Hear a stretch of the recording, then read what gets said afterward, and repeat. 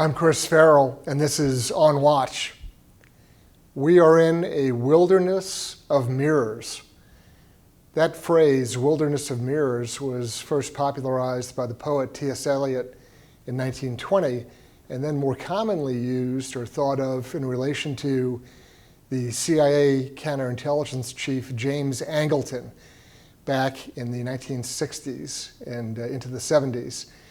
It was popularized, or the term itself is used to describe circumstances and conditions where both the intelligence world and the counterintelligence world are at odds with one another, where it's difficult to find and understand what the truth is, where misleading activities, manipulation, what the Russians would call active measures campaigns, fake news, as President Trump likes to call it, all those factors are in play, and there are relatively high-profile individuals, or at least folks that are known to the public, who are openly taking positions that are adversarial to one another. And so you're looking at a news media environment where you can't necessarily know what the truth is, and frankly, you have to rely on organizations like Judicial Watch to obtain documentation and records from the government to prove what's going on by using the legal system to go in before federal court judges and compel the government to be transparent and open.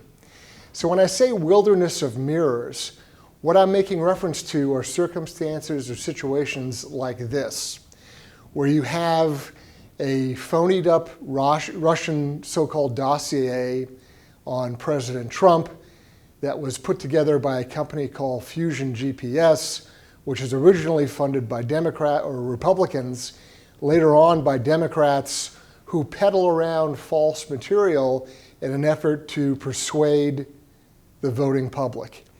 You've got the theft of emails, whether it's from DNC staffers or WikiLeaks or by hacking from the Russians or others.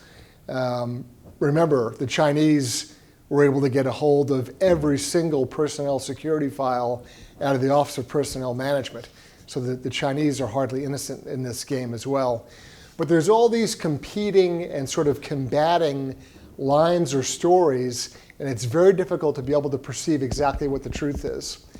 That's compounded by things like the special counsel, Mr. Mueller, running his investigation in a circumstance where no one can name the criminal predicate. And what I mean by that is, what crime occurred? Because in the United States, we investigate crimes and identify subjects or suspects. We don't start investigating people and then look for a crime that we can hang on them. And that appears to be the circumstance that we're in now. I have yet to have anyone be able to describe to me what the criminal predicate is, what the foundation is for the existence of Mr. Mueller's special counsel activities. I have a hard time understanding how Mr. Mueller occupies his current position. If you look at the black letter requirements of law and regulation for the formation of a special counsel, it specifically says that the counsel cannot operate or can't hold his position if he has any direct personal relationship or background with any of the primary characters involved in the case. Well, we know for a fact that Mr. Mueller and former FBI Director Comey are buddies. Comey admitted in sworn testimony in front of the Senate Intelligence Committee that he took actions to provoke circumstances that would result in a special prosecutor being appointed. You know, the list of people who are qualified to be a special prosecutor realistically is quite large. You could find any, for that matter, you could find any retired federal judge and appoint him. But in the Washington, D.C. hothouse environment, only someone like Mueller is the person that comes to mind for someone like Mr. Rosenstein, the acting attorney general. And so you have a special counsel who's in search of a crime, but in the meanwhile, he's investigating private persons, or folks who were private persons at the time who are now in government. He's friends with the chief witness, or the person who's made these unlawful disclosures, Mr. Comey. It's a tough spot. And then you have the president in the last couple of days expressing frustration with the Attorney General, Mr. Sessions, because the president feels that there isn't enough action being taken to, number one, identify and shut down the incredible leaking of classified information, signals intelligence information out of the government, and then B, wrap up the mess, really, that was left by the Obama administration, whether it's looking at things like Uranium One and the Clinton Foundation, some of the material that came out of the DNC and Podesta emails, even long-standing open investigations that frankly have never been resolved, things like Benghazi, where there's no reason in the world at this point why all of the information, all of the emails, all of the documentation from the State Department concerning Benghazi shouldn't be public. That stuff needs to be public. Judicial Watch has sued over it. And in this case, we have literally dozens of lawsuits looking for information from the Obama administration, frankly, even before then. But just let's focus on the Obama administration. Things like Hillary Clinton's email server. Why aren't those records public at this point? How about the FBI 302s, the investigative memos that were generated from interviews of President Obama, Valerie Jarrett, and Rahm Emanuel with respect to the prosecution of Rod Blagojevich? Why are those being withheld? So we've got a very tough environment as a country right now with an embedded political bureaucracy fighting the president, resisting his efforts to have new initiatives, new programs, new legislation. We've got a very murky situation where we don't know, frankly, who is doing what with respect to the special counsel, what this Russia investigation is really all about. No one can name the criminal predicate. And there seems to be a steady stream of leaks. And so that's why I refer to this circumstance or situation that we're in as a wilderness of mirrors. It is very difficult to discern exactly what the truth is, what's legitimate reporting, what's speculation, what's opinion. And frankly, when there's that much confusion, it raises the importance of the work that Judicial Watch does, because we are document driven. We are government record driven. We file these FOIA requests, we litigate, we sue in federal court, we force the production of records, and then you're in a circumstance where you can choose to believe or not believe whatever you want, or take your own personal opinion of what the records say, but you as the public actually get the records. And that's why the work of Judicial Watch is so important. So when we're faced with a wilderness of mirrors, with scandals, with leaks, with finger pointing, with obstruction, with efforts to undermine the legitimacy of the presidency in what I've talked about as a soft coup, it is that much more important, frankly, for Judicial Watch to get to the bottom of all of these cases, and also to protect the rights of persons who have been harmed. Obviously, in all of this sort of turmoil and scandal and all of these leaks, there are innocent American civilians and government officials, for that matter, who've been smeared unlawfully. And so there's an awful lot of work for us to do. And really, frankly, this is just the beginning of, or actually it's a continuation of a 22-year long track record we have at Judicial Watch of fighting for accountability. So what I think I'm going to do, having given you those sort of preface remarks, is to turn to my colleague and producer, Matt, and we'll talk about some of the questions that you may have. What do we have, Matt? We got a question from Stan L. You've collected a lot of information on Clinton and now Podesta and Hillary's aides. My question is, what can you do with it? Well, our first and foremost priority is to make that information public and available to you so that you make informed decisions. Those records, though, also form a factual foundation. Those records and documents were obtained by legal process through court orders. They are, in essence, evidence. And so anyone conducting an investigation in the future, or anybody conducting what the lawyers would call a de novo review, meaning a completely fresh start, a fresh relook at all of these scandals with respect to Mrs. Clinton, the Clinton Foundation, Uranium One, any number of different issues, all that documentation serves as established public record. They are facts. It's not speculation, it's not guesswork. And so all that information is available to the public, it's available to any law enforcement agency, it's available to any prosecutor, and of course it's public information. Frankly, that the only way you would have gotten a hold of it is through the work of Judicial Watch. That's just a fact. And in large part, the conventional media, whether it's the New York Times, Washington Post, or any other of the alphabet soup of networks, they weren't there. They didn't get it. Only Judicial Watch did. What else, Matt? Mr. Primate on YouTube wants to know, what about all the evidence that was destroyed by the Clintons? Yeah, that's a great question. So we know that Mrs. Clinton destroyed at least 33,000 emails through a variety of means, whether it was physically damaging servers, BleachBit, all these sort of overt acts. And remember, she and her staff did those things after receiving a subpoena. So they were legally on notice to preserve those items, but then went ahead anyway and destroyed them. The FBI was able to forensically recover thousands of those emails. Off the top of my head, I don't have an exact number, but there were thousands that were recovered. And Mr. Comey, back on the 5th of July last year, talked about that. He gave some numbers and some stats, and it may be worthwhile to go back and look at that 15-minute press briefing he gave for details. And of course, check our website at judicialwatch.org, because we're getting some of those records. They're being released to us over time. Unfortunately, the release is at a glacial pace. They're incredibly slow, and they're full of excuses of why they don't release it quicker. But we don't forget, and we don't stop, and we don't quit, and we'll be providing those records to you as we get them. What else, Matt? We have a question from Don S. Who's ensuring that the special counsel is honest? Great question. Technically, the special counsel's boss is the Assistant Attorney General, and for the purposes of the special counsel, the Acting Attorney General, Rod Rosenstein. That's his boss.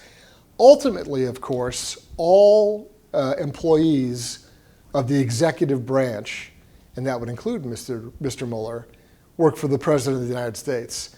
There's all sorts of discussion about independence and separation of powers. But look, if you're a member of the executive branch, then you work for the chief executive. That's just a fact. But by practice and by regulation, Mr. Rosenstein is the boss for the special counsel. So that's sort of the regulatory, or the black and white, or the line and block chart, the organizational responsibility. The special counsel operates largely in secret, so there isn't really public scrutiny.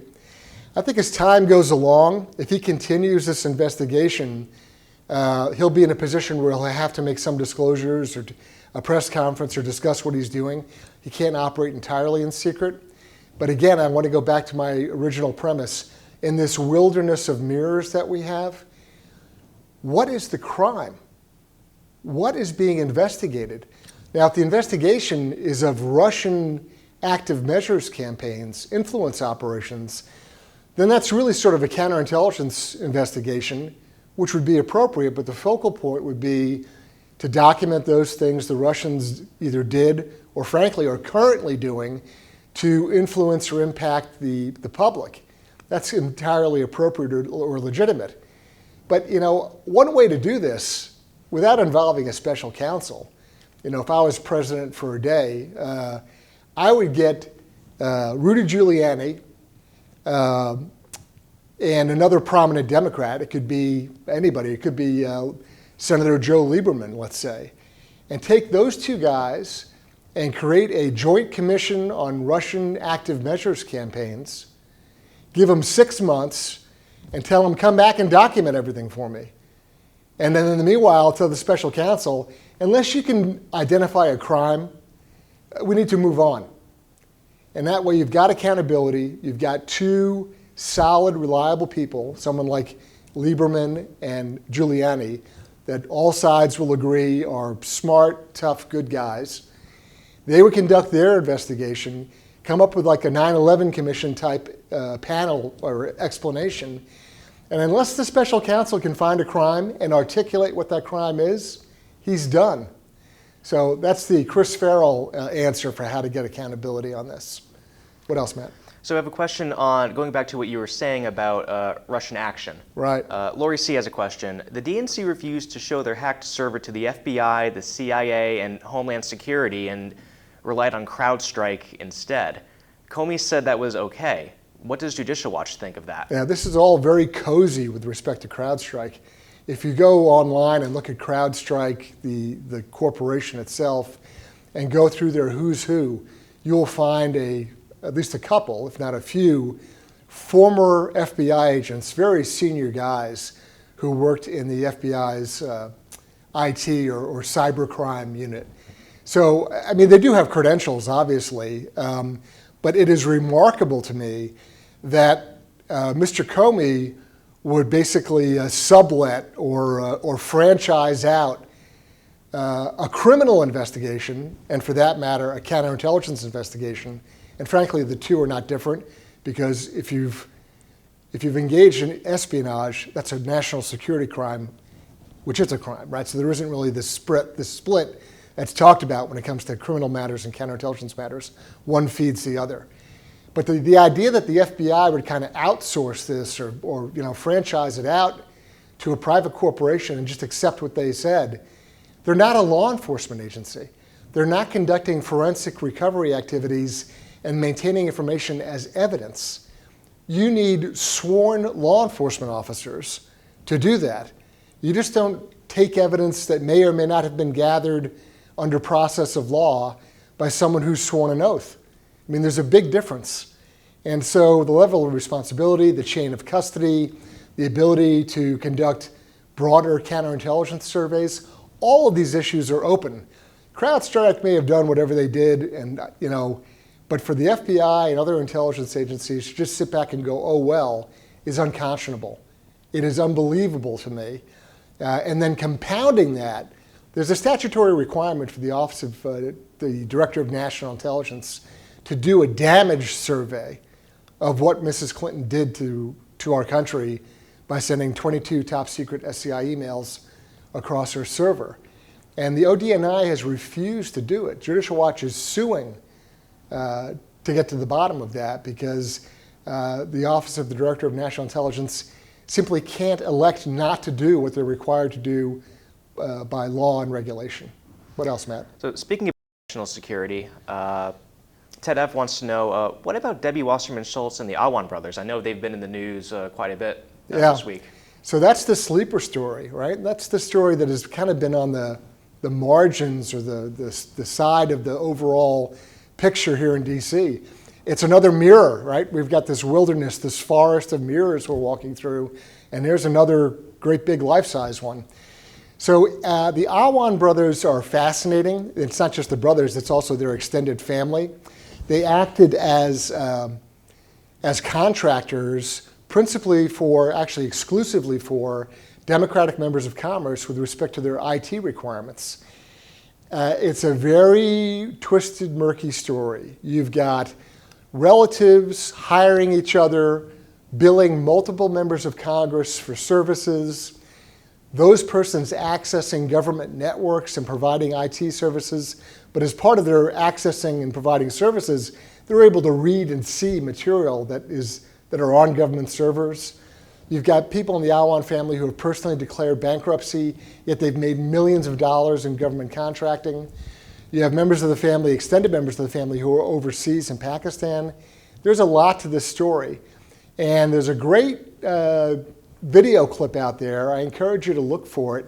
It is the chief of the Capitol Police Department providing testimony before a subcommittee on the conduct of the Capitol Police. And Debbie Wasserman Schultz is in the committee meeting, and she's kind of pressing or drilling down on the Capitol Police chief, at first congratulating them for their great work at protecting the Republican congressman who were playing baseball in Alexandria. But then the conversation turns to her demanding that her computer gear be turned over to her. And he basically says, well, look, we've got an open investigation, and until we resolve that issue, we're not turning anything over to anybody. We're looking at this cyber crime. And she becomes quite irate and really keeps pressing him. And in my opinion, she issues sort of a veiled threat to the chief of the Capitol Police in this video. That's just my impression. Somebody else may say, oh no, it's no big deal. But it's a very curious exchange between Congressman or Congress-Lady Wasserman Schultz and the chief of the Capitol Police. It is worth your while to Google that up or YouTube it and watch it and see what you think. I think we have one more question. I was going to say two, but okay. So Diane wants to know, what is our justice system doing with all of this information and all of this evidence? Great question. I don't know. I mean, I think that's in part why the president expressed frustration with the attorney general. One would like to believe that grand juries have been impaneled, that witnesses are appearing, that they're preparing indictments. I mean, those are all the sort of normal law enforcement functions that should be going on with all this evidence that's been generated. But frankly, we've got stuff that would just be really good leads in a much more complex investigation. In my opinion, the Clinton Foundation deserves its own special prosecutor. You could do a deep dive on the Clinton Foundation and come up with all kinds of stuff, I assure you, just based on emails we've seen between Doug Band and Huma Abedin. That alone merits attention. But yeah, we don't know. We don't have a firm answer on exactly where all the evidence, how it's being used. I just certainly hope that it is being used. Last one, Matt. So I think we have multiple people asking the same question, but what do you suggest we as individuals do to try and make change in this country in light of everything that you just went over today? Well, I mean, I think the American public spoke loud and clear, certainly in November, by electing the person who was identified as being absolutely unelectable. It's always fun to go back and look at old video where all the smart people said, there's no way in the world President Trump could be elected. And of course, he is president today. I think it's also very instructive to watch and listen the so-called leadership, I'm using air quotes, in Congress, and the decisions they make and the path or the course of action they choose, and how that lines up with what the president wants, what his agenda or his objectives are, and then bounce that up against the rally in Youngstown, Ohio on Tuesday night. If you want to see what America, what the average guy, woman, the average person who's trying to pay a mortgage, a car payment, get the kids to school, do all those sort of fundamental routine things, maybe take after an elderly parent who needs care, run a small business, all those real life challenges, those people show up at rallies in places like Youngstown, Ohio, and they feel very disconnected from the leadership, again, air quotes, leadership on the Hill.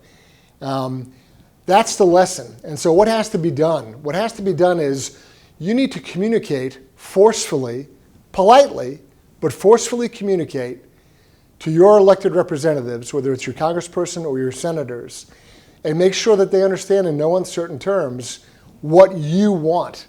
You have to demand accountability.